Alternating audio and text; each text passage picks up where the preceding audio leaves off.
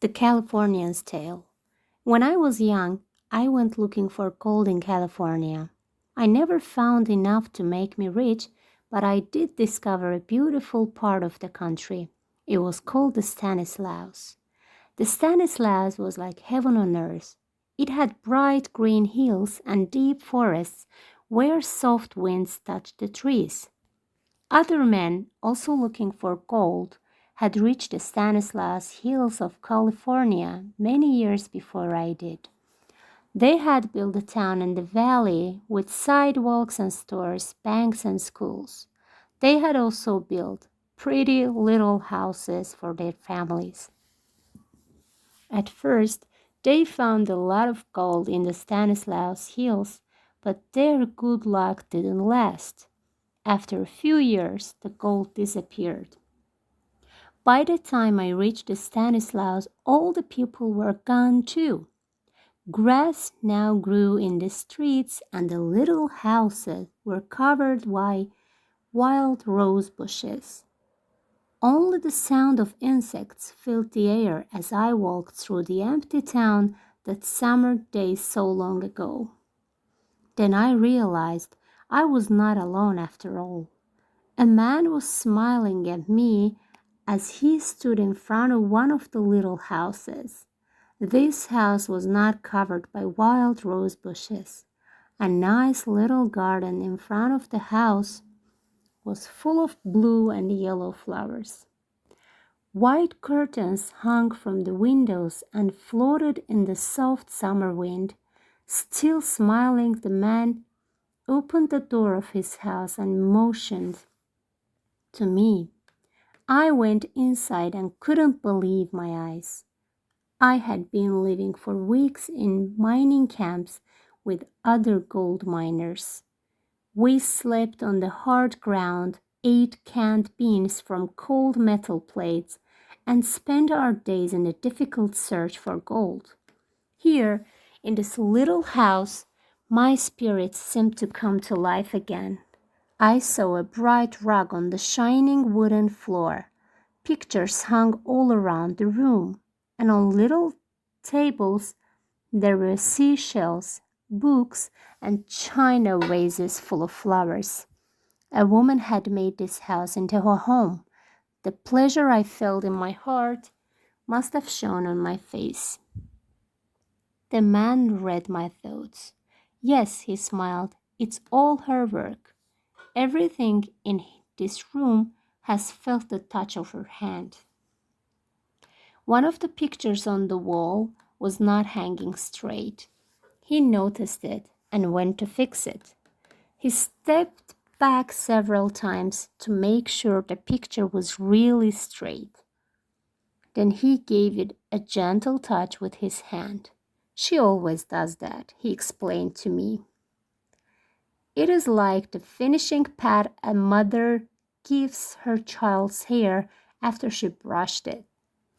I have seen her fix all these things so often that I can do it just the way she does. I don't know why I do it. I just do it. As he talked, I realized there was something in this room that he wanted me to discover. I looked around. When my eyes reached the corner of the room near the fireplace, he began to laugh and rubbed his hands together. That's it, he cried out. You have found it. I knew you would. It's her picture. I went to a little black shelf that held a small picture of the most beautiful woman I had ever seen. There was a sweetness and softness in the woman's expression that I had never seen before. The man took the picture from my hands and stared at it. She was 19 on her last birthday. That was the day we were married. When you see her, oh, just wait until you meet her. Where is she now? I asked. Oh, she's away. The man sighed, putting the picture back on the little black shelf. She went to visit her parents. They live 40 or 50 miles from here. She has been gone 2 weeks today. When will she be back? I asked. Well, this is Wednesday, he said slowly. She'll be back on Saturday in the evening. I felt a sharp sense of regret. I'm sorry because I'll be gone by then, I said. Gone? No, why should you go? Don't go. She'll be so sorry. You see, she likes to have people come and stay with us. No, I really must leave, I said firmly. He picked up her picture and held it before my eyes. Here, he said, now you tell her to her face that you could have stayed to meet her and you wouldn't. Something made me change my mind as I looked at the picture for a second time, and I decided to stay. The man told me his name was Henry. That night, Henry and I talked about many different things, but mainly about her. The next day passed quietly. Thursday evening, we had a visitor.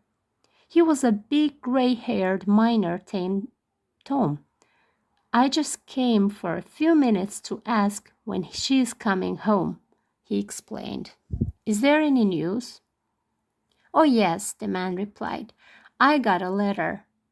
Would you like to hear it? He took a yellowed letter out of his short pocket and read it to us. It was full of loving messages to him and to other people, their close friends and neighbors. When the man finished reading it, he looked at his friend. Oh no, you're doing it again. Tom, you always cry when I read a letter from her. I'm going to tell her this time. No, you must not do that, Henry, the gray-haired miner said. I'm getting old and any little sorrow makes me cry.